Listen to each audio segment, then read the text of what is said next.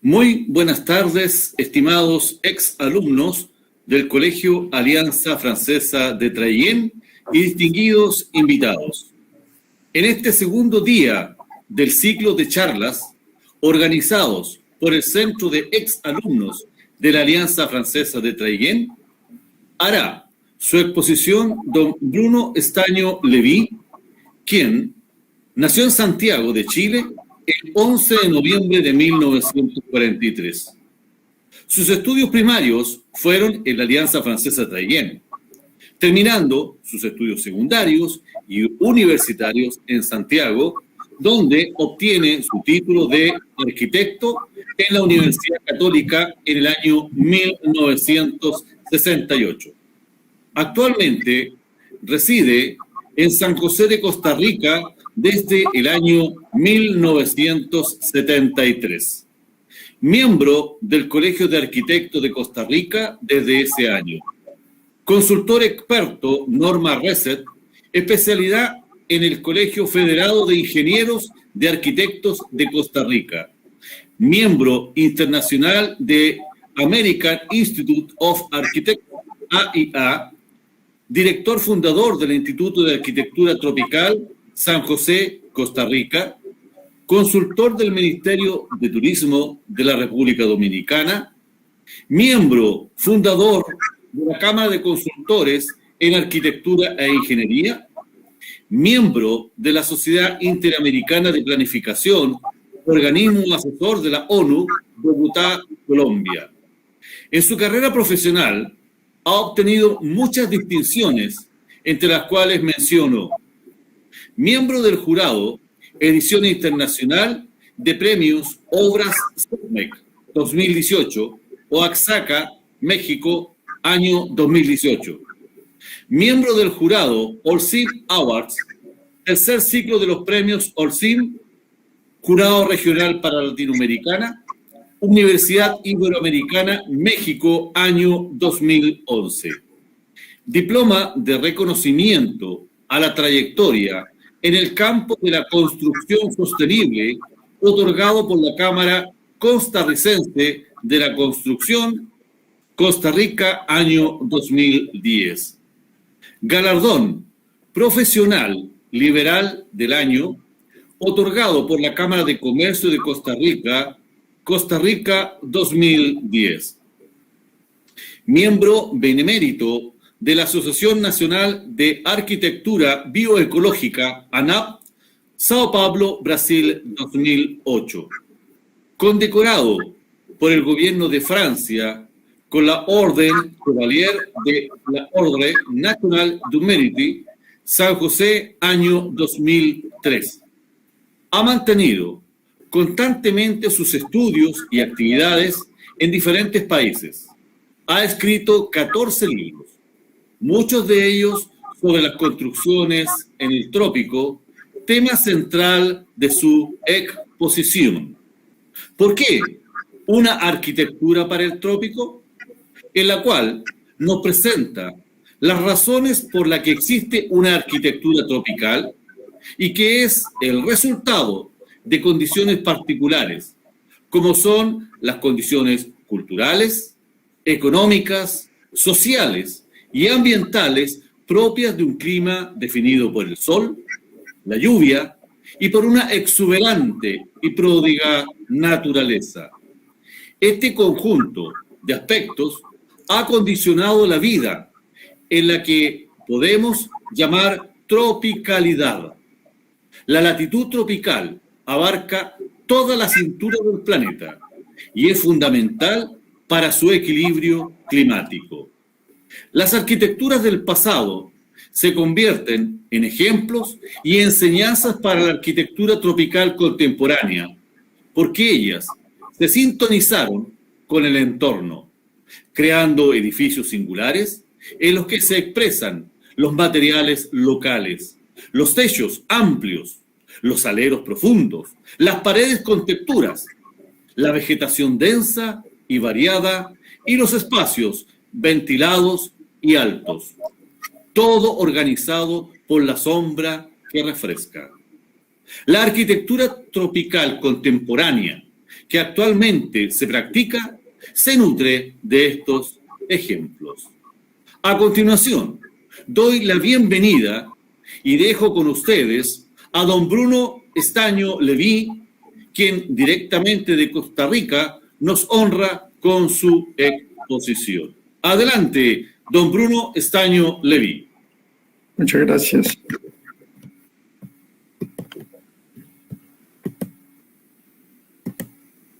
Bueno, vamos a hablar de por qué una arquitectura para el trópico. Antes de exponerles los edificios, que es lo que con lo que vamos a concluir en esta charla, les quiero decir que hemos diseñado de acuerdo a unos conceptos que han orientado la arquitectura de los edificios. Lo primero que quiero decirles es que como un inmigrante en Costa Rica, me relacioné con el trópico y entendí que lo que había aprendido en la universidad, en la Católica en Santiago, tenía que modificarse para adaptarlo a la latitud tropical. En ese momento me di cuenta que había una serie de cosas nuevas que en realidad para mí eran totalmente novedosas y nunca las había tenido la oportunidad de verlas en la universidad. En la universidad estábamos acostumbrados a hacer una arquitectura del movimiento moderno, pero cuando llegué aquí a Costa Rica en el año 73 me di cuenta de que eso había que repensarlo. Y empezamos a ver qué era lo que sucedía con este nuevo ambiente en el cual habíamos decidido vivir y que como inmigrantes teníamos que buscar el arraigo. Aquí les estoy mostrando el mapa del trópico a nivel mundial en todo el planeta y hay que decir algunas cosas que son importantes. Primero es que el 50% de la población del mundo vive en el área tropical, en esa cintura del planeta. En esa misma cintura están las ciudades más pobladas y además las que crecen de manera más rápida. También están ahí los bosques, que son los que en este momento están ayudando a conservar los ecosistemas del planeta y también es la zona donde hay mayor cantidad de agua, que es la que, como entendemos, se ha convertido en un recurso muy escaso. De los 169 países que hay 183 países que hay en Naciones Unidas, 108 están en la franja tropical y todos ellos, salvo 5, son economías en desarrollo. Es una particularidad que hay que considerarla siempre.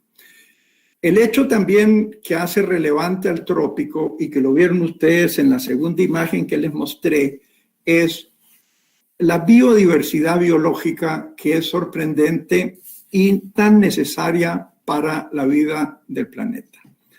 El ecosistema natural y el humano entrelazados concluyen en lo que hemos llamado nosotros la tropicalidad. En conclusión, de una manera muy rápida, tenemos que decir que los países que están en el trópico son fundamentales para la vida del planeta, pero es imperativo que el desarrollo sostenible, que es uno de los objetivos a nivel planetario, se pueda concluir, se pueda llevar a cabo de acuerdo a las circunstancias y especificidades propias. Porque lo que ha sucedido hasta, yo diría que sigue sucediendo, es que hemos trasplantado soluciones arquitectónicas y modelos urbanos de los países industrializados y no siempre son apropiados para la latitud tropical. La naturaleza en esta zona del planeta es pródiga, generosa, es diversa, como ustedes lo ven ahí en esa estampa de la época colonial francesa, y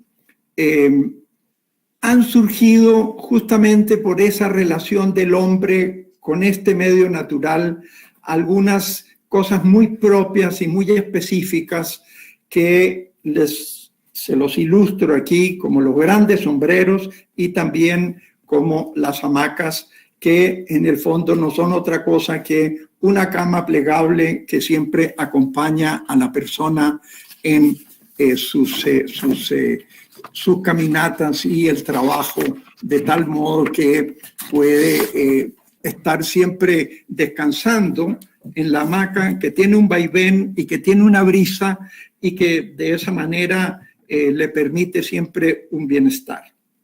Nada que ver con la cama.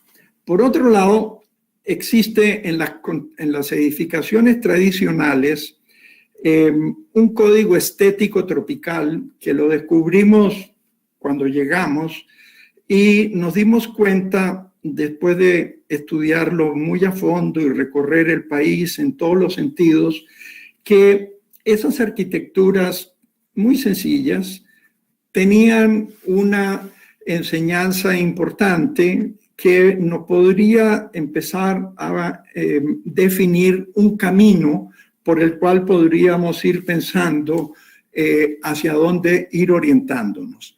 Porque desde el momento que llegamos nos dimos cuenta, como les decía al comienzo, y que lo que habíamos aprendido no era aplicable, y entonces tuvimos un desconcierto importante, más bien diría yo trascendental, porque nos llevó a repensar muchísimas cosas. Y de estas edificaciones tradicionales empezaron a salir entonces algunas cosas que nos parecían muy interesantes rescatar. Aquí les estoy mostrando algunas.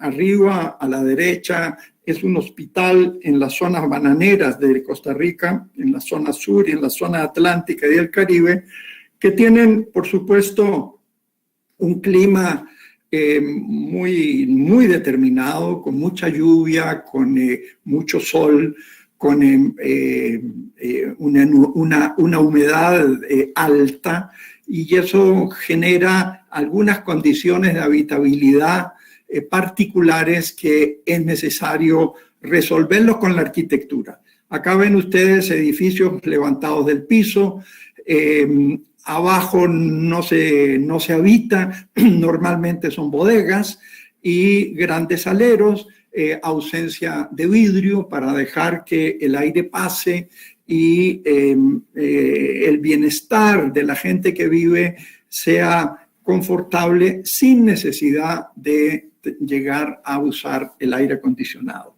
Estas características que ustedes ven ahí y que ya las entendieron como muy propias de esa naturaleza que las envuelve, es similar ese mismo concepto a lo que pasa en estas arquitecturas adaptadas y en sintonía, pero con ambientes diferentes, como el caso de los esquimales, donde viven en un iglú, que es algo muy propio de ese lugar. Se usa el material que hay ahí, que es el hielo, y lo que necesitan es un habitáculo, algo que los cobije de ese clima tan fuerte, tan duro, tan extremo.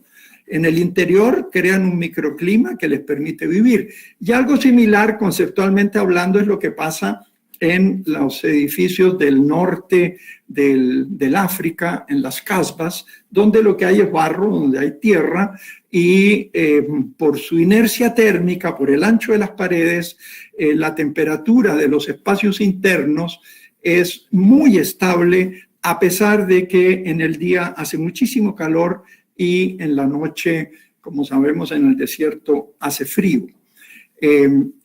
Es decir, los sistemas constructivos son tan apropiados y son tan adaptados que logran los espacios para la habitabilidad acorde con su lugar.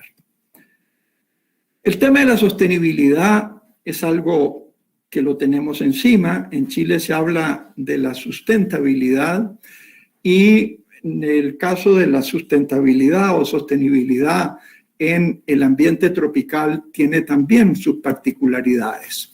Por ejemplo, aquí ustedes ven a la derecha plazas europeas y a la izquierda una plaza tropical. vemos que las plazas europeas son unos lugares, son vacíos dentro del tejido urbano de calles y callejuelas de las ciudades medievales. Eran espacios, como decía, un vacío, eran claros dentro de toda la construcción, con el fin de que se pudiera tomar el sol necesario para la higiene y para la salud. En cambio, las plazas tropicales son y deben ser como la que se ve a la izquierda, o sea, vegetadas. ¿Por qué? Porque es a la sombra donde la gente se reúne en los trópicos. Es ahí donde está el frescor y es ahí donde realmente se puede convivir.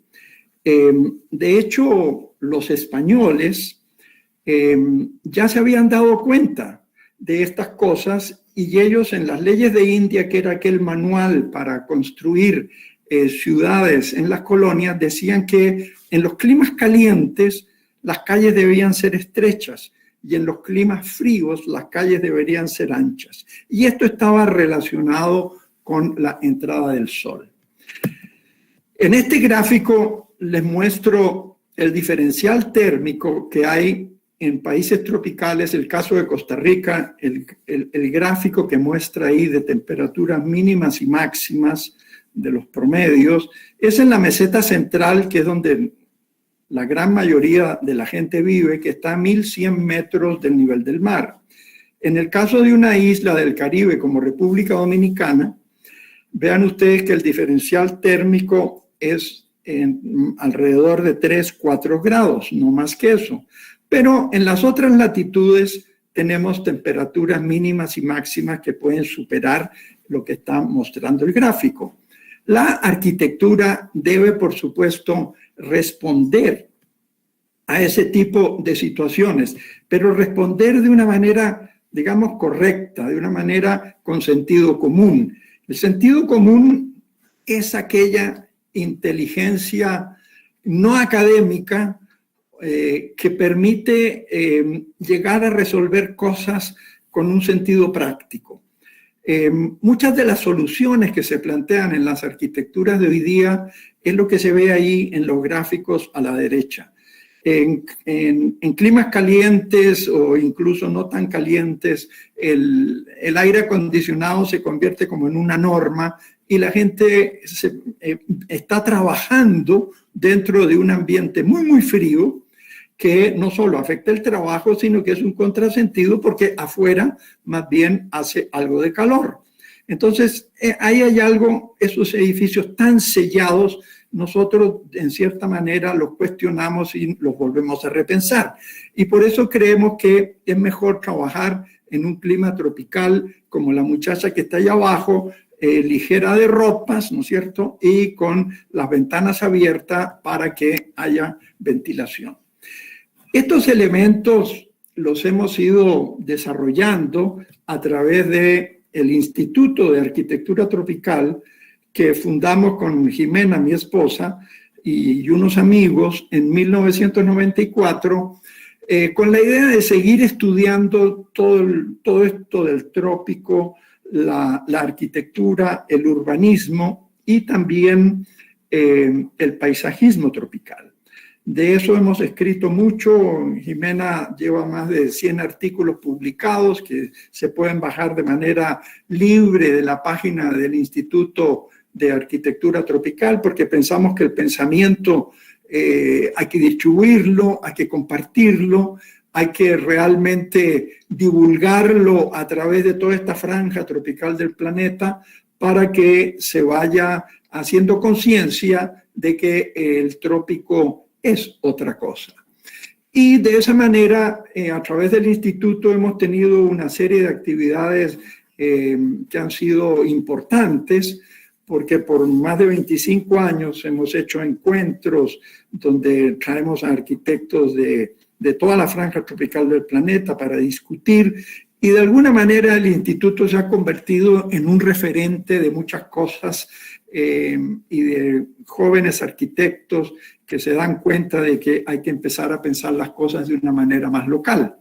Hemos hecho trabajos para la ciudad de San José como donaciones para justamente llevar estas ideas y a través de las instituciones poder construir algunas de ellas. Tenemos otras en carpeta y ahí vamos caminando con unas nuevas en este momento. Hay unas que están pendientes, pero siempre con la idea de caracterizar y hacer un urbanismo y también un paisajismo y, por supuesto, una arquitectura que salgan de la región.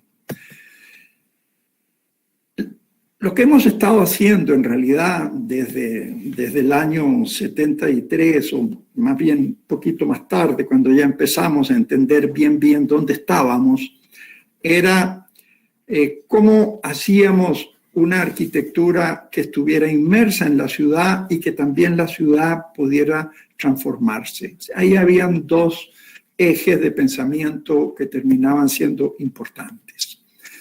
Vamos a empezar ahora a ver algunos de los proyectos que he seleccionado para mostrarles y que en cada uno vamos a ir hablando un poquito de qué es lo que tiene de fondo y el por qué el edificio es así. Yo les decía que yo me había formado en la Católica en Santiago en una época donde el movimiento moderno era realmente el que comandaba y orientaba todo lo que se enseñaba y que nosotros aprendíamos en la universidad. Y esa era la arquitectura del movimiento moderno europeo, que tiene sus características propias y su estética muy claramente definida. Cuando empezamos aquí a ver que eso no era aplicable, repito en esto porque es importante, encontramos que en las casas populares tradicionales que habían sido hechas por maestros de obras y en las vivencias de la gente, siendo las vivencias las costumbres relacionadas con el ambiente, se podía encontrar una cantidad de enseñanzas súper importantes que podían ayudar a formar y a constituir conceptualmente una arquitectura que fuera contemporánea. Y entonces les muestro aquí un proyecto de 1995 que es un banco. Es el Banco de América Central, que hemos tenido la suerte de poder hacer 7 sucursales para este banco, y el banco en esta época estaba recién creado. Entonces tuvimos la oportunidad de generarle una imagen, un lenguaje, de tal modo que la misma arquitectura fuera su imagen de marca. Nos encontramos con gente receptiva dentro del banco, y con el pasar del tiempo el banco se fue consolidando y fue creando una imagen arquitectónica que, llegado el momento de la decisión de convertirse en un banco carbono neutral, hace ya unos 5 o 6 años, los edificios se constituyeron como en un pilar importante, porque eran edificios que tenían un respeto por la naturaleza y además habían sido diseñados por lo que hoy día se conoce como la sostenibilidad.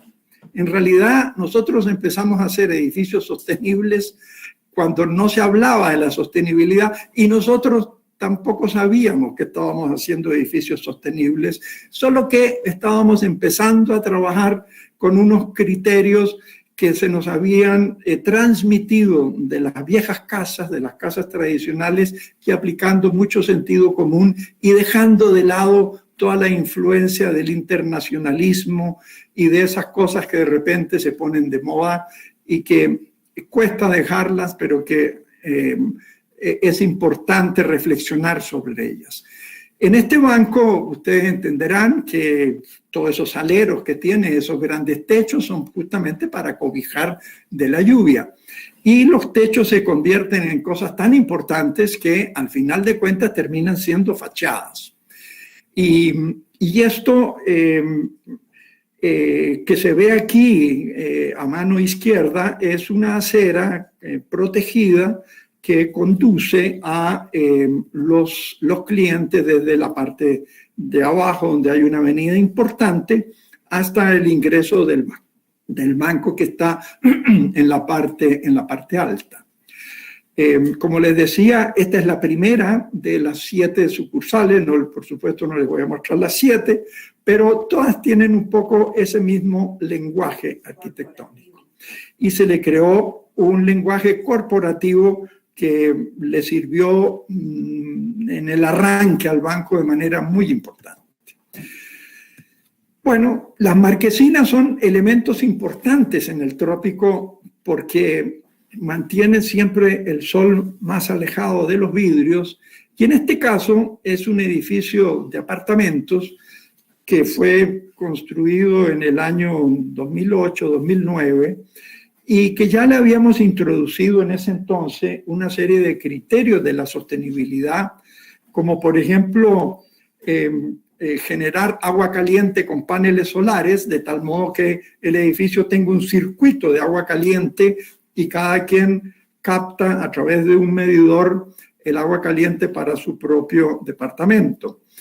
Por otro lado, se clasifican las basuras. Hay ductos para clasificar basuras y también está pensado para no tener aire acondicionado, porque cada piso es un apartamento.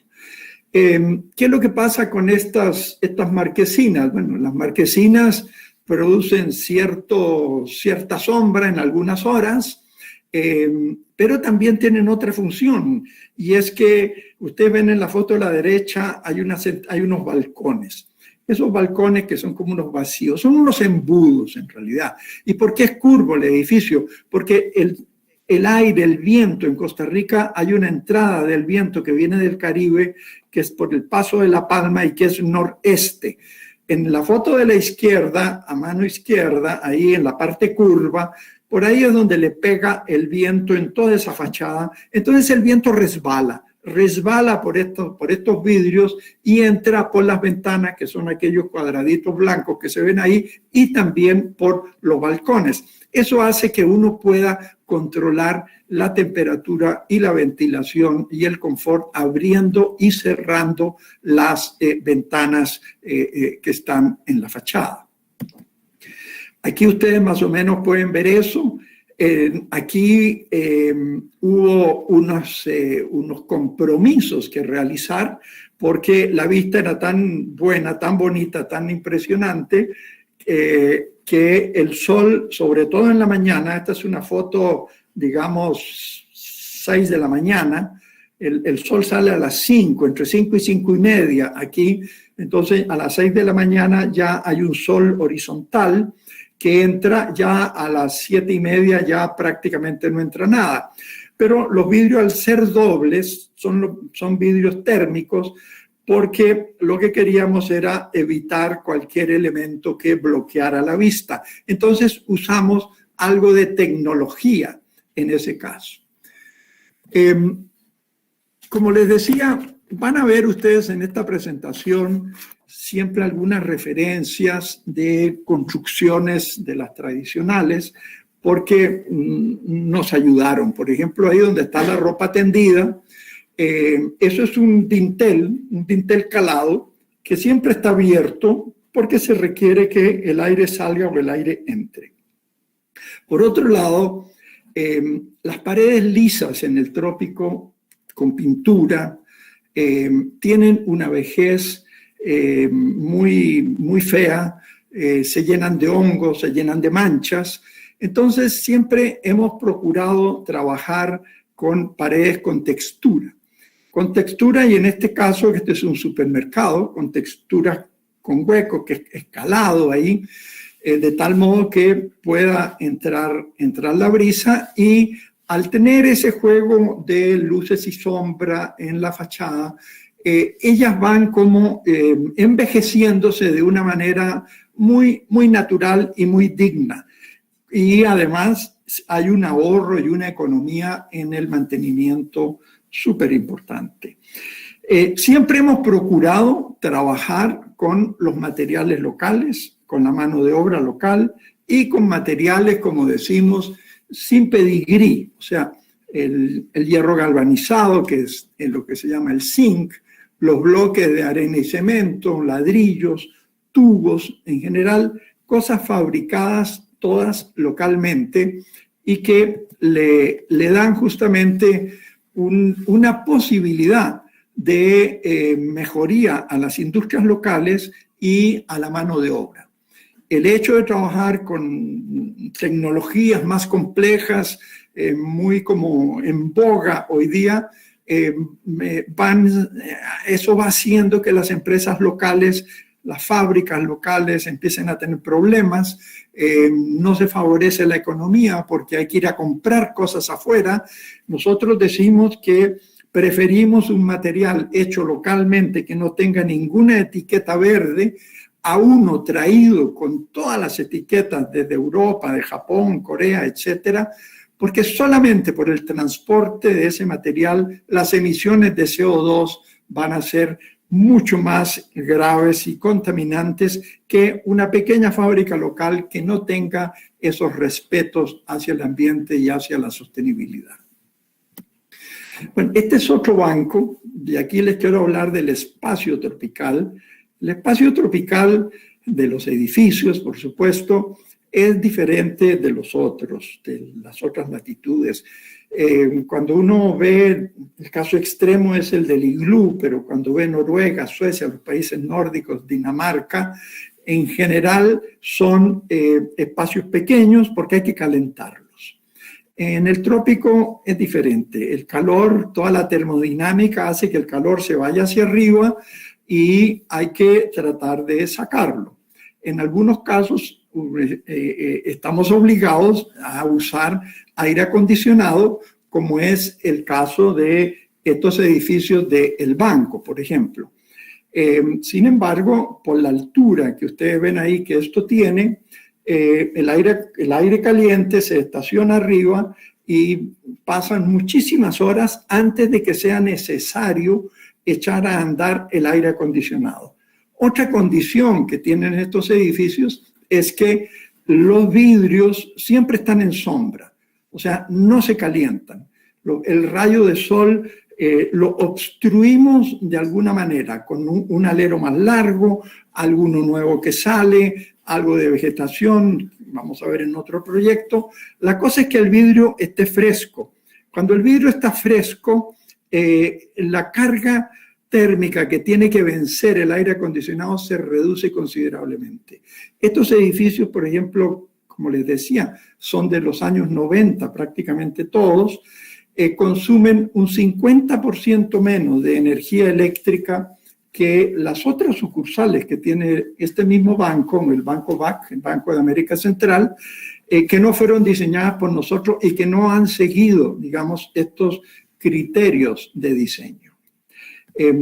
Eso nos, repito, le ayudó al banco a tener una carta de presentación para llegar a lograr la carbono neutralidad.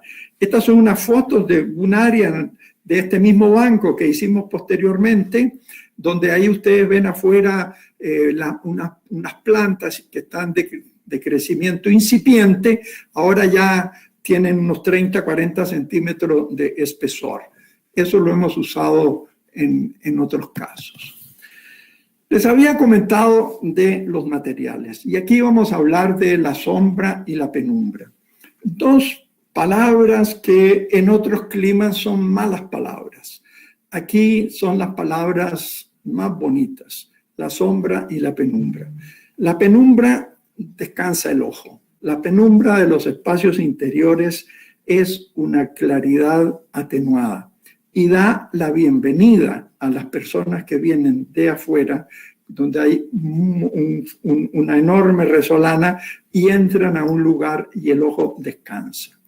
Y por otro lado, la sombra se convierte, como lo vimos en las plazas, en algo fundamental, tanto en el espacio de los edificios, en el interior, como también en el exterior. Y hay que procurar crearle alrededor del edificio elementos para que se mantengan en sombra y frescos. Yo les hablé de materiales sin pedigrí.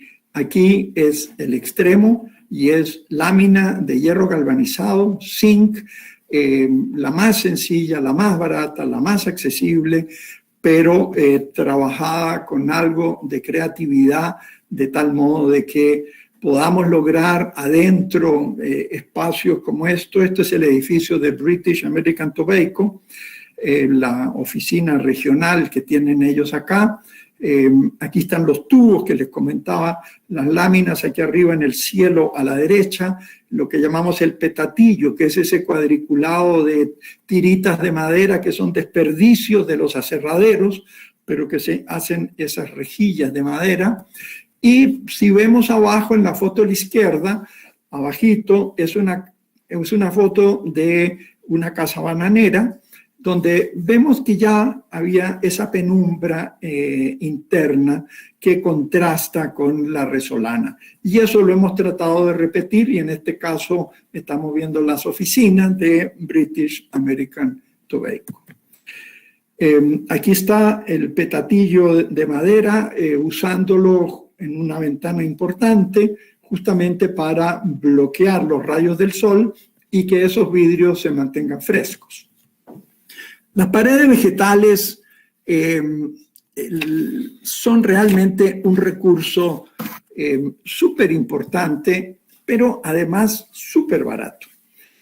Lo que es la planta, lo que es la vegetación, lo que son los árboles, lo que son los cubresuelos, las matas intermedias, etcétera, tienen un enorme potencial para crearle microclimas a los edificios, y en este caso son unas pantallas verdes que son plantas, la Thunbergia grandiflora, que están plantadas directamente desde la tierra vegetal. En esta zona que yo les muestro, todos estos edificios en la meseta central de Costa Rica, que está, repito, a 1.100 metros de altura, en todos los terrenos hay 60, 70 centímetros de tierra vegetal. Y es una tierra vegetal extraordinaria, con una capacidad para crecer, darle fuerza y fortaleza a estas plantas que es un crimen no aprovecharlas. Y en este caso hicimos este proyecto un poco experimental para una agencia de publicidad, y plantamos cada 30 centímetros unas estacas pequeñitas de estas Thunbergias grandifloras que en 8 semanas llegaron arriba. En 2 meses estaban arriba, pero eran nada más que los tallos enroscados en una malla que habíamos puesto ahí. Pero bueno, al cabo de 4 meses, 5 meses, eso ya estaba como lo ven ustedes ahora, tupido y generándole un microclima al edificio donde se reduce entre 4 y 5 grados de temperatura. Este edificio fue vendido, lo compró la agencia francesa Havas hace unos años, y están como muy contentos porque este es el ambiente de networking, que este es un edificio del 2008, que ya habíamos considerado un espacio abierto, con un sistema de mobiliario como el que ven ahí, también de mucha comunicación, muy adecuado, digamos, a lo que se requiere en una empresa de publicidad, donde hay como una especie de contagio entre los creativos para ir haciendo las ideas, ¿no? El paisajismo es un recurso climático. Me explico, o sea, con el paisaje, Jimena es arquitecta del paisaje también, aprendió que en el paisaje del trópico no había que pensar ni en la escuela francesa, ni en la escuela inglesa, ni en la italiana, ni siquiera en la brasileña de Burle Marx, porque había un componente extraordinario en el trópico que es el de la biodiversidad. Es decir, hay que aprender en el trópico a mezclar las plantas porque unas con otras se defienden ante las plagas, que son gigantescas la cantidad de plagas. Si uno tiene un parterre completo de una sola planta, de una sola mata, lo que sea, que es un monocultivo, eso es increíble.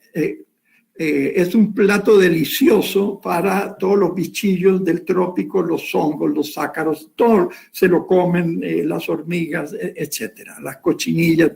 Entonces, si se mezclan unos con otros, hay algo que se produce ahí en esa biodiversidad que hace que sean mucho más robustas y se defiendan unas con otras. Se crea un microclima. Este proyecto son las oficinas centrales de la corporación Holcim, que es una cementera suiza. Y bueno, aquí también hicimos un edificio sin aire acondicionado, con todos los elementos que ustedes ven ahí para mantener el sol alejado. Y Jimena plantó más de 1000 árboles aquí, porque era un terreno muy desolado y entonces había que crearle un microclima. Este edificio se terminó en el 2008 y de inmediato empezamos a hacer experimentos de medición de la temperatura y la humedad y la velocidad del viento. En realidad me equivoqué en la fecha, este es del 2004. Y este edificio le sirvió a Holcim, a la corporación Holcim de Suiza. Ellos habían fundado, en ese mismo año, habían fundado la Holcim Foundation for Sustainable Construction, o sea, la fundación para la construcción sostenible. Y cuando se dieron cuenta que no solo estaban postulando esto a nivel mundial, sino que ya tenían un edificio que era sostenible, y que ellos eran los propietarios y se lo encontraron como de sorpresa. Fue muy interesante para nosotros porque nos invitaron a acompañarlos a muchos eventos para mostrar cómo funcionaba el edificio. Les decía que este edificio, cuando lo hicimos, conseguimos después, para evaluar si todo lo que habíamos hecho había resultado bien, a un biólogo experto en invernaderos. Y entonces llenamos el edificio con unos sensores que estaban conectados a la computadora del laboratorio que él tenía de la Universidad de Costa Rica, y entonces le daban información de la velocidad del viento, de la temperatura y de la humedad adentro y afuera. Entonces empezamos a establecer parámetros y sacar una conclusión. Y evidentemente el edificio, por dicha, salió que tenía el ambiente adecuado para vivir. Aquí hay que hacer una observación que es muy interesante. En los países, digamos, de otras latitudes, lo que se define como confort, como bienestar, cuáles son los parámetros, son 23 grados centígrados de temperatura para oficinas y colegios, con 50% de humedad. Esos son los parámetros de diseño. Bueno, eso no es cierto para el trópico. Aquí en el trópico nosotros empezamos a sentirnos inconfortables cuando se juntan dos variables, 28 grados de temperatura con 80% de humedad. Cuando esas dos variables coinciden, uno dice, uy, el día está pesado. Y bueno, eso quiere decir que esa diferencia de 23 grados a 28, que son 5 grados, significa 50% de consumo menos de aire acondicionado. 1 grado bajar un grado de temperatura con aire acondicionado es 10.1% de consumo que se aumenta. Y entonces, teniendo eso en mente, aquí también nos encontramos con unos ejecutivos que les interesó el desafío y lo apoyaron de manera importante. Aquí vemos, por ejemplo, cerquita a los 300 metros está la planta de producción de prefabricados de esta empresa de Holcim y habían tenido que hacer una nivelación importante. Y de ahí sacaron estas rocas que estaban ahí amontonadas en el lote. Jimena buscó las rocas, se dio cuenta que podían formar parte del paisajismo y las incorporó en un espacio central que tienen estos edificios. Pero además no solo las metió ahí, sino que las recubrió con estas enredaderas y ese tejido vegetal que envuelve las rocas tiene un sentido, y es que en la época seca del año, cuando no llueve, que es un periodo de 4 o 5 meses, el calor en esta zona es relativamente alto. Entonces hay unos rociadores de agua, que son unos aspersores, que son unos elementos verticales, como unos tubitos que están ahí, aquí a la izquierda se ve uno bien pegadito. Cada 10 minutos trabajan 10 segundos humedeciendo esas plantas de tal modo que esa humedad es la que se introduce con el viento adentro del edificio.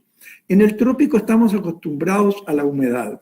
Una vez que uno se acostumbra y sale a otro país de clima seco, se le seca la nariz, los ojos le lloran, se le seca la garganta.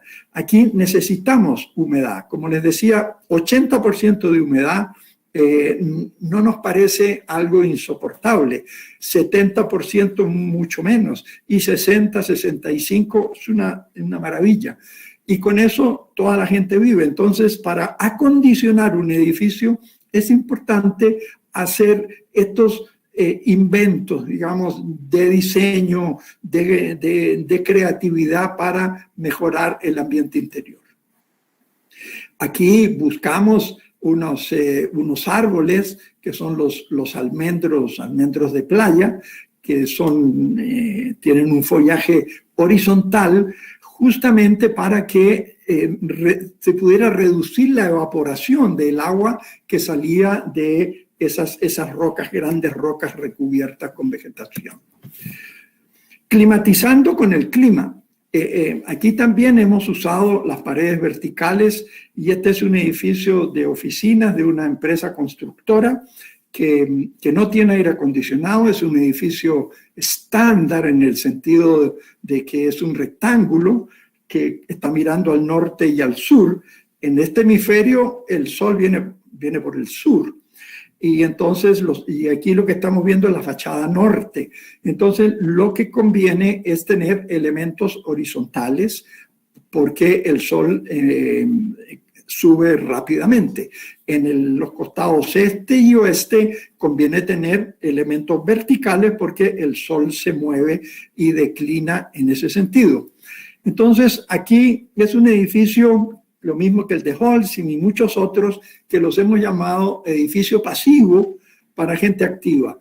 Pasivo en el sentido de que no requieren de tecnología ni de climatización artificial, sino que más bien es la gente que abre las ventanas, abre las sierras y aprende a generar el flujo de aire. Aquí ustedes ven ahí en el centro de la foto, un poquito arriba ahí a mano izquierda, unos elementos de madera horizontales. Esas son celosías, que es algo que se conoce poco, que en otras latitudes, pero que permiten una apertura del 100% de esa área para que entre el aire, y que como siempre están inclinadas, o por lo menos se pueden manejar la inclinación, evitan que el agua penetre cuando llueve. En este edificio, arriba hay una azotea para compartir de todo el grupo, digamos, de gente, los ingenieros que forman parte de esta oficina. La fachada despiezada. Lo que hemos hecho, hemos practicado, y algo ustedes ya se han dado cuenta, es que hacemos fachadas multicapas. O sea, no nos gusta cerrar los edificios en elementos herméticos, sino que vean un poco arriba a la izquierda el Hospital de Panamá, antes, cuando se estaba haciendo el canal. Esas construcciones con balcones corridos alrededor que generan sombra al núcleo central, bueno, todo eso nosotros lo empezamos a despiezar y a sacar elementos para que junto con la vegetación empezaran a crearle su microclima a algunos de los edificios. Y se los explico en este, que es un edificio para una universidad, que es el INCAE, es el Instituto Centroamericano de Administración de Empresas, que está relacionado con Harvard. Y aquí ven ustedes cómo estamos usando esos petatillos, esas rejillas de madera, justamente para generar un ambiente fresco alrededor del edificio, y que también se puedan abrir ventanas y tener en las habitaciones el confort requerido. Todos estos son elementos que se le van agregando al edificio. Si es necesario, por la orientación que tiene, porque no hay árboles, y necesitamos crear la sombra, vean ustedes con la libertad, con una estructura metálica muy sencilla, se le agrega esos elementos para lograr lo que nosotros estamos buscando. Y de esa manera se logran edificios que no son más caros. Es el mismo costo que la construcción tradicional. Este es un proyecto, y es, creo, el penúltimo, ya estamos terminando, donde les voy a comentar un poco de la ventilación cruzada. Ahí hay un corte, un croquis. Este es un edificio de aulas, un edificio muy sencillo con un programa muy elemental. Aulas a la izquierda, aulas a la derecha, hacia el norte y hacia el sur. Pero cuando uno quiere tener la ventilación cruzada, no solo pasa el aire, sino que también pasa el ruido. Y evidentemente eso es intolerable, no se puede aceptar en un edificio educativo. Entonces aquí lo que hicimos fueron unos ductos verticales que están en el centro del edificio, por donde llegan las ventilaciones que entran por ambas fachadas. Hay elementos abiertos ahí en permanencia, de tal modo que atraviesan el aula y entran en un ducto y salen por arriba. Eso hace que el ruido de un aula no pase a la otra y que evitemos la instalación de aire acondicionado. Siempre hemos buscado los materiales sencillos. Les dije, esto es lo que aquí llamamos malla ciclón, y que no me acuerdo cómo se llama en Chile, pero podría ser malla gallinero. Es alambre trenzado, que es un elemento muy barato, que se usa mucho en mallas de rejas, de cercas, que aquí lo pusimos de manera ondulada y le atravesamos a esos elementos de color, que son unos tubos, con el fin de generarle una cierta sombra a la fachada del edificio. Esto lo vemos desde adentro, el edificio adentro, en el vestíbulo, antes de que lleguen los muebles y se alajara el edificio.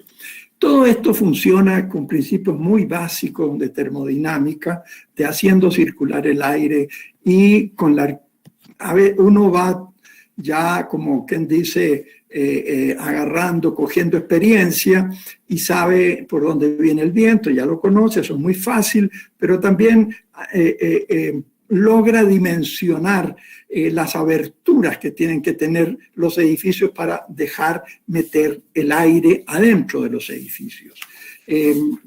Todos hemos tenido esta experiencia, que nos refrescamos cambiándole la velocidad del aire. Entonces, eso lo podemos hacer con la arquitectura, haciéndole huecos y haciendo que el aire, una vez que penetra, se acelere. Les decía que cuando llegamos estábamos muy perdidos y llegó un momento antes de este edificio, pero llegó un momento en que este edificio se convirtió como en la síntesis de la tradición y la vanguardia. Les comenté que no queríamos copiar edificios del pasado, sino que queríamos usarlos como enseñanza, que tuvieran un valor didáctico, pero que con eso que aprendíamos hiciéramos una arquitectura contemporánea. Este es nuestro estudio.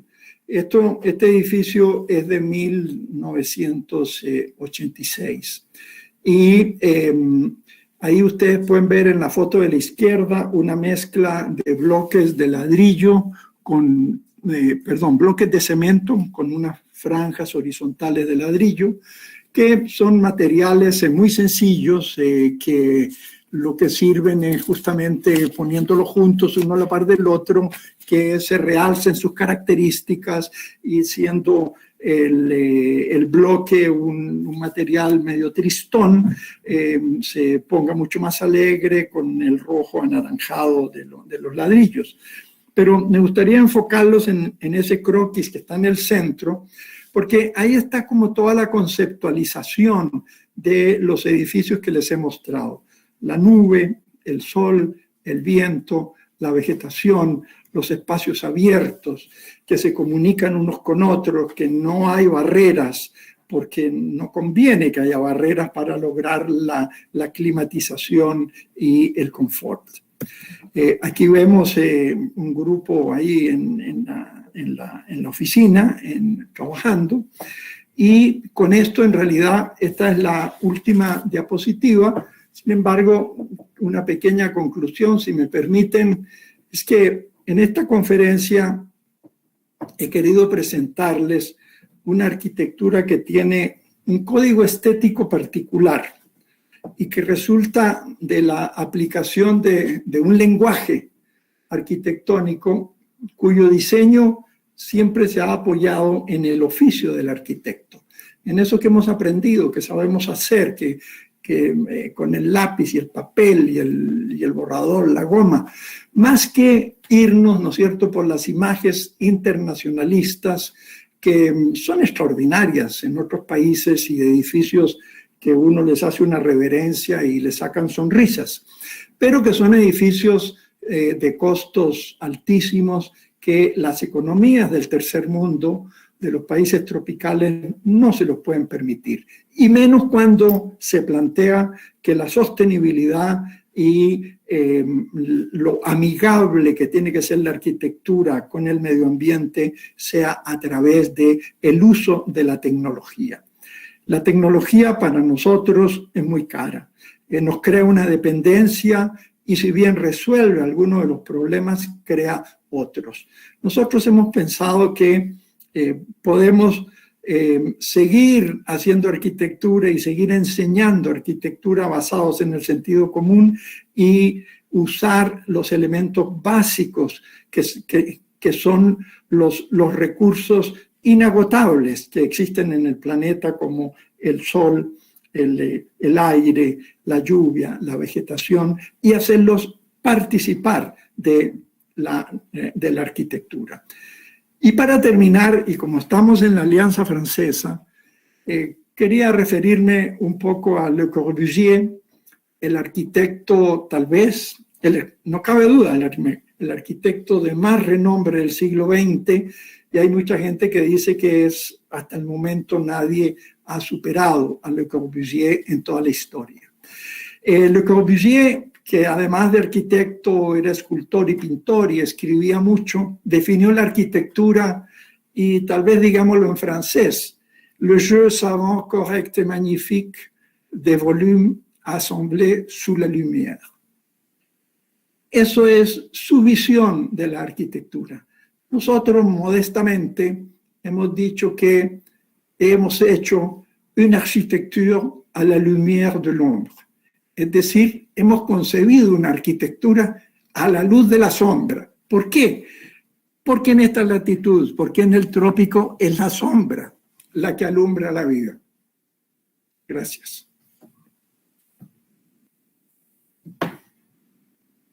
tienen algunas preguntas, ¿cómo nos comunicamos? Bien, agradecemos, ¿no es cierto?, a don Bruno por su excelente presentación, ¿no es cierto? Valió la pena la espera. Bueno, don Bruno, tenemos acá una pregunta de don Claudio Dip que dice: ¿la mantención de los edificios es más frecuente en zonas tropicales que en zonas más frías? Claro. No cabe duda. Nosotros tenemos, por ejemplo, en esta meseta central, que no es es decir, en unas regiones de Costa Rica llueven 6.000 milímetros al año. ¿Ok? Aquí en la meseta donde estamos llueven 2.800 milímetros al año. Eso, es decir, son cantidades enormes de agua. Eso genera un aire muy húmedo que es muy propenso a generar hongos y algas y una serie de bichos que se le pegan a las paredes y que entonces las pinturas se acostumbran a repintar los edificios cada 3, 4 años. Entonces son costos de mantenimiento importantes desde el punto de vista de la sostenibilidad. No es aconsejable. Entonces, la idea es evitar eso. Por otro lado, está el herrumbre. El óxido, ¿no? El óxido que hace que los materiales con base férrea de hierro se herrumbren, se oxiden y haya que estar reemplazándolos. Ahí hay algunos productos, pues nosotros usamos mucho de eso, pero hay unos productos que son buenos para evitar ese herrumbre, esa oxidación. Los techos de hierro galvanizado, hierro esmaltado, también requieren de un cierto mantenimiento, porque hay ahí una humedad permanente. Yo diría que eso es lo que hace que los edificios, por ejemplo, ustedes ven todas estas arquitecturas que yo les mostré, son arquitecturas livianas. Son arquitecturas livianas para un país sísmico y ellas se comportan muy bien. ¿Y por qué? Porque siempre se construyó así, todo era en madera. Costa Rica estaba llena de bosques, se explotaron los bosques hasta llegar en 1930 a reducir de un 70% la cobertura boscosa. Ahora se ha recuperado desde los años 55 hasta ahora y el país tiene 55% de su territorio cubierto por bosques. Es el país que tiene más árboles per cápita. Y eso se debe al ambiente húmedo, sol, que es muy bueno para la vegetación, pero muy malo para algunos materiales. Bien, muchas gracias, don Bruno, por la respuesta. Estamos esperando alguna otra pregunta. A lo mejor pudieran activar su micrófono si tienen alguna pregunta directa o a través del chat. Mira, acá hay una pregunta, don Bruno. Perdón, don Bruno, ¿no iba a decir algo? Es que mira, yo me quedé con una parte por el problema que tuvimos y les pido excusas al inicio. Primero, agradecerle, lo estoy haciendo al final, pero no importa, uno se va de la fiesta. Entonces, es agradecerles.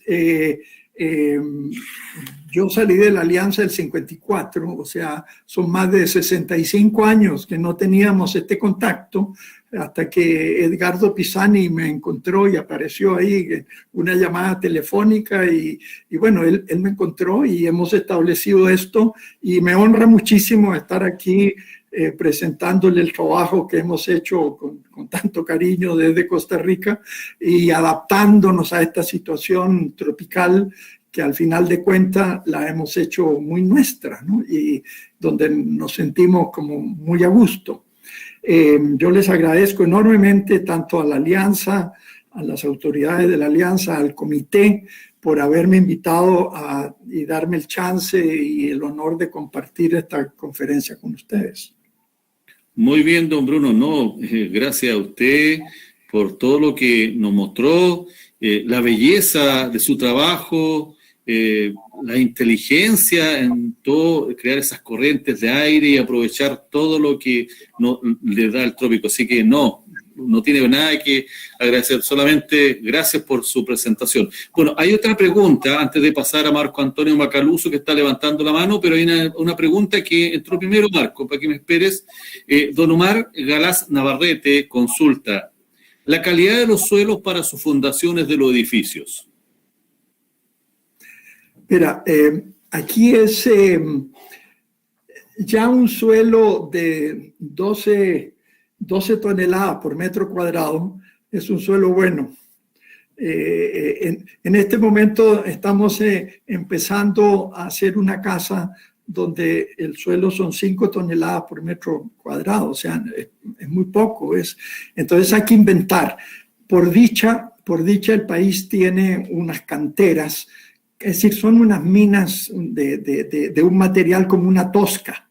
Es como una tosca que aquí se llama lastre, que permite compactaciones muy cercanas a la roca.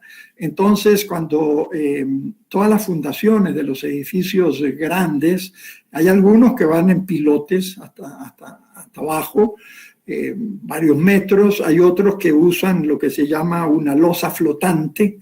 Entonces se construye una losa de un espesor como un colchón, como una mesa, para poder distribuir las cargas de una manera más amplia y que no sean puntuales. Ese material, que se llama lastre, se usa en la base de las carreteras y en la base de los edificios. Y una vez que ese material se compacta y está alejado de la humedad, él se mantiene ahí firme. Y eso hace que los edificios se comporten muy bien. En América Latina hay 3 países que tienen código sísmico actualizado: México, Chile y Costa Rica.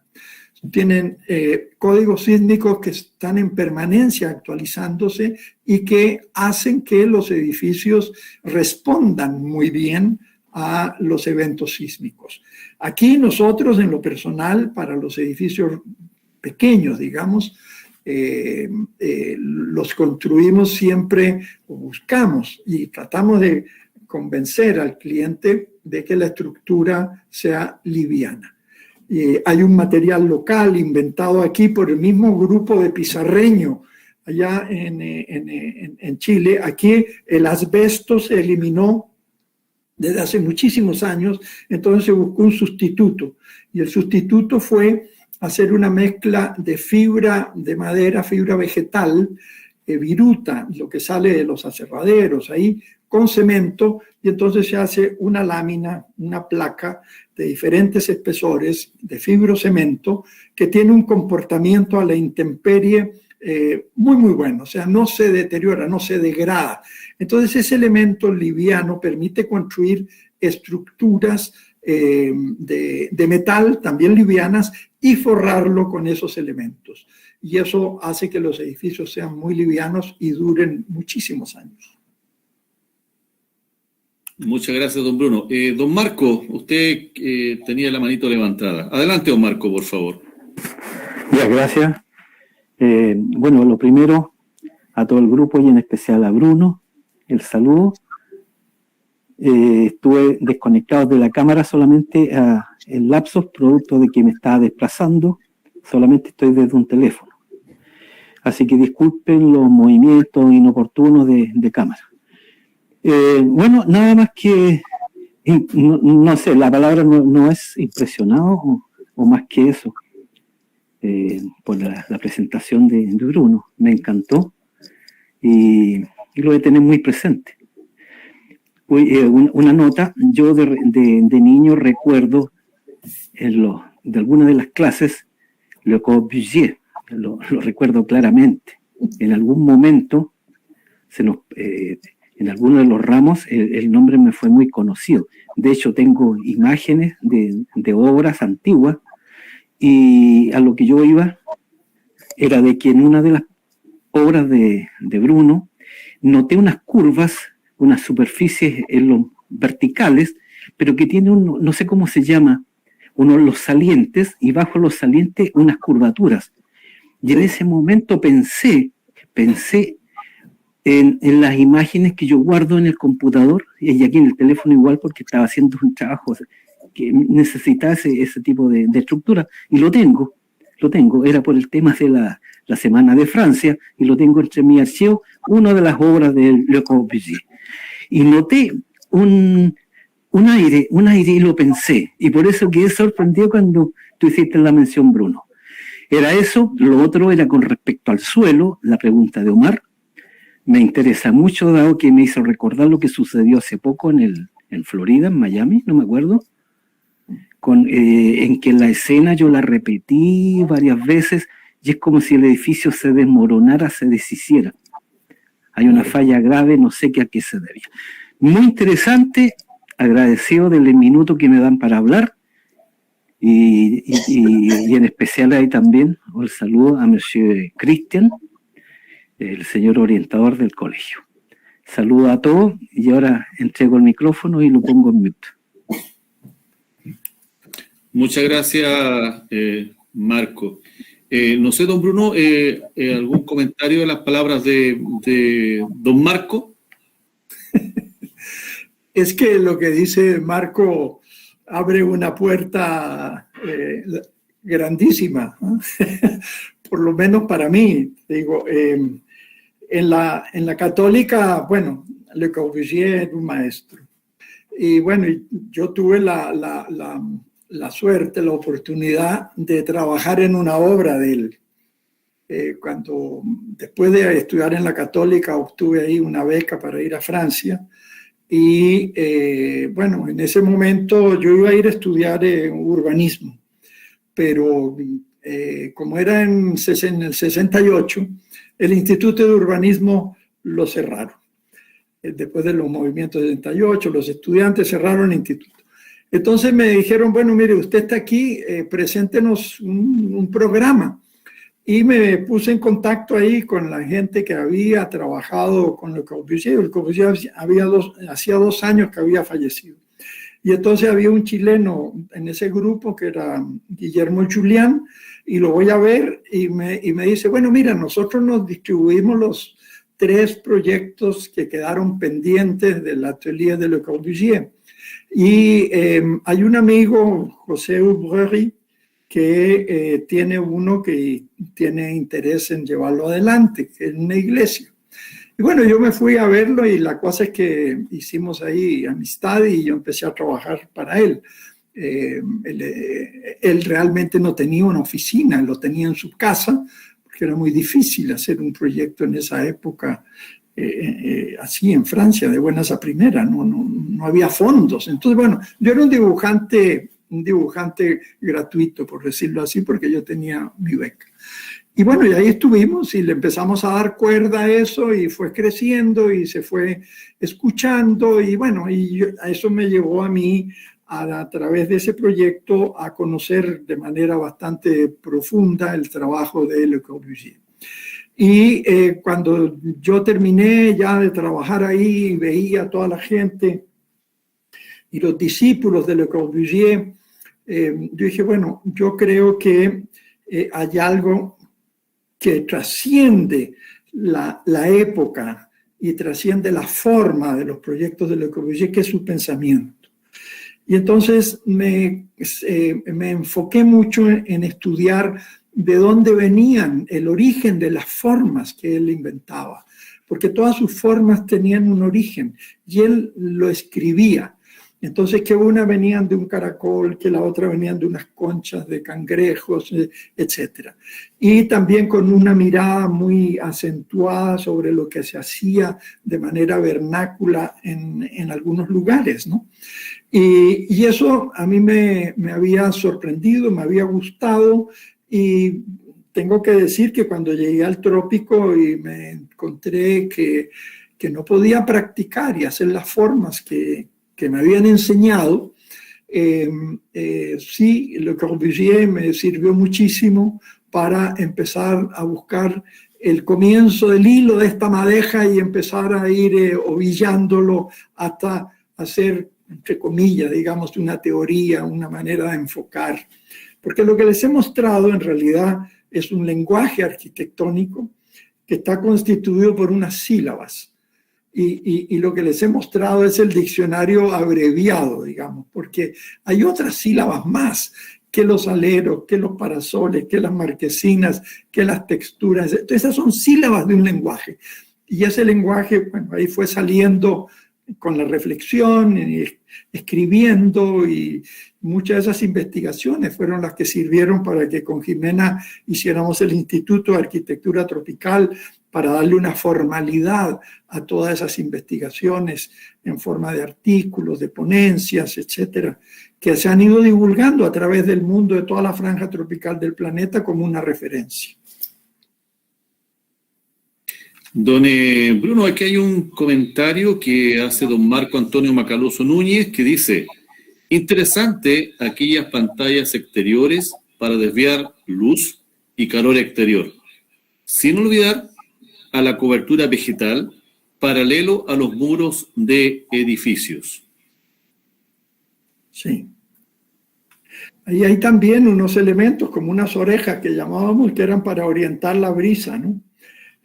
Captar la brisa de afuera y meterla al edificio en una cierta dirección. Yo les decía que aquí en esta parte alta de Costa Rica estamos bajo la influencia del Caribe, que son aires calientes, y la influencia del Pacífico, que son aires más bien fríos por la corriente de Humboldt. Eso normalmente, digamos, se juntan como al mediodía, que vienen vientos del Pacífico y vientos del Caribe, aires calientes y fríos se juntan y llueve en la tarde. Eso hace que, por un lado, el aire siempre esté lavado, o sea, meter el aire de la ciudad adentro de los edificios no es un aire contaminado, es un aire increíblemente puro porque todos los días se lava. Y además tiene, por el hecho de estar siempre con brisa, hay un frescor que hace que uno lo pueda meter adentro de los edificios para lograr el confort de manera natural.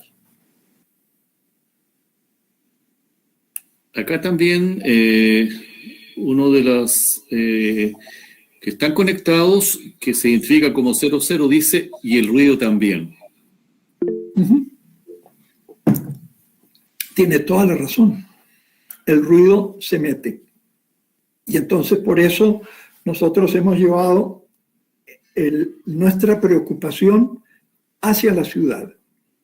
Porque esta arquitectura depende del espacio público. Si el espacio público no es apropiado, la arquitectura se encierra.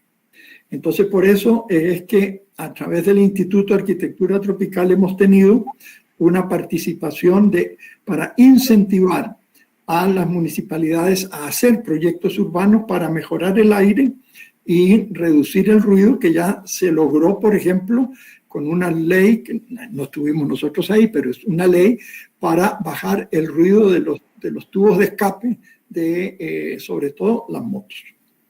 Hay ruido, sí. Uno se acostumbra. A veces puede ser molesto, otras veces no, y ahí uno abre, cierra, o sea, lo importante es participar de la arquitectura para generar la condición de habitabilidad correcta. Bien, también acá, bueno, Marco también menciona tremendas soluciones para el ruido, y bueno, 00 dice, merci Bruno. Bien, estoy revisando también, don Bruno, en el chat del canal YouTube no aparece ninguna pregunta más, aunque estamos desfasados un minuto, pero también tengo una manito levantada ahí de don Omar Galás Navarrete. Don Omar, adelante, por favor. Gracias, Cristian. Bruno, primero que nada, un reconocimiento a lo que acabas de exponernos, realmente muy interesante. Son temas tan diversos, por ejemplo, con lo que vimos la vez anterior con nuestro compañero Claudio, hoy día en otro tema tan interesante como el tuyo, que nos lleva, digamos, a otro mundo y nos hace ver distintas perspectivas. Te felicito por eso, por la paciencia que nos tuviste y esa disponibilidad. También le agradezco a todos los demás que tuvieron la paciencia de esperarte que te reconectaras nuevamente. Eso lo entendemos, pasa en todas partes. Eso es parte del folclore. Y me quedó una pregunta que había hecho y ahora la hago, por eso levanté la mano, para aprovechar de saludarte más y a todos los demás, en que se refiere lo que aquí nosotros en Chile conocemos como las ordenanzas municipales de construcción.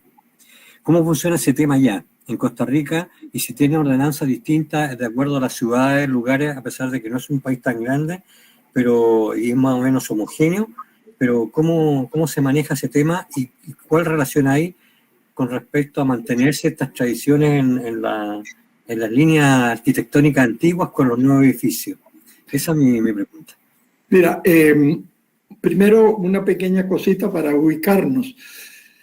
Costa Rica tiene 51.000 kilómetros cuadrados. La Araucanía, que recuerdo, tiene 30 y algo de mil, 35.000 kilómetros cuadrados. O sea, para que tengamos una comparación, es un territorio pequeño, con muchos microclimas, enorme cantidad de microclimas. Entonces, las ordenanzas municipales las maneja cada municipalidad, lo que hace que las cosas no sean uniformes, ¿no? Cada proyecto que tú haces normalmente va en consulta a una oficina del patrimonio, que lo que dice es que si estás alejado de algún edificio patrimonial no tienes problema, pero si estás muy cerca y estás comprometiendo los valores arquitectónicos de ese edificio patrimonial, tienes que conversar con ellos para llegar a un entendimiento. Hay mucha flexibilidad en esto. Hay que entender que es un país pequeño donde toda la gente se conoce y toda la gente tiene eventualmente, si no es una relación de amistad, de familia también. Entonces, siempre se llega a través del diálogo a acuerdos. Sin embargo, hay una burocracia pesada que hace que las cosas se hagan lentas de una institución a la otra, después volver a la misma, ir para allá, volver acá. Entonces, eso se ha ido complicando con el correr del tiempo y ahora entonces hace que estas normativas muchas veces sean restrictivas. En el caso de la Municipalidad de San José específicamente, hay una comisión de repoblamiento del centro de la ciudad, porque se ha ido desocupando. Entonces, esta comisión tiene como objetivo favorecer e incentivar proyectos para que se vuelva a construir en el centro y se vuelva a repoblar. A mí me ha tocado estar en esa comisión desde el inicio y todavía nos reunimos cada 2-3 meses y vemos ahí los proyectos. Esa comisión tiene justamente como objetivo flexibilizar algunas normas de planes reguladores que han quedado obsoletas y que a veces se convierten en una piedra en el zapato para el desarrollo. Gracias, me quedó muy claro. O sea, también puedo concluir de que es muy parecida a la burocracia que hay acá en Chile. Es increíble, pero sí hay. Sí, bien terrible. Muchas gracias, Bruno. Mucho gusto, encantado.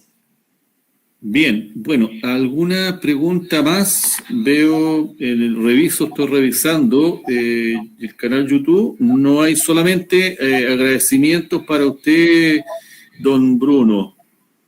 Y no hay más preguntas.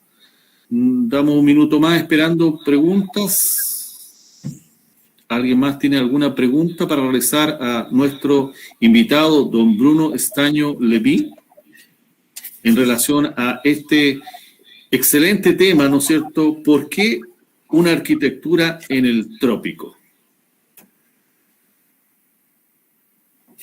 Me parece que no. Solamente despido nomás en francés para don Bruno. Muy bien, pues ya siendo las 21 horas, dejándolos cordialmente invitados, ¿no es cierto?, para el día martes, ¿no es cierto?, donde vamos a tener otras excelentes presentaciones. Vamos con el tema de los colonos franceses en la frontera y su aporte en la fundación de la Alianza Francesa Traiguén, donde va a estar ahí don Carlos Andrés Staponruf y don Andrés Renner Peter, que van a estar con nosotros el día martes. Agradecemos a todos los invitados, a nuestros ex alumnos de la Alianza Francesa de Traiguén por estar hoy día. Y especialmente a don Bruno Estaño por la, no sé, excelente presentación.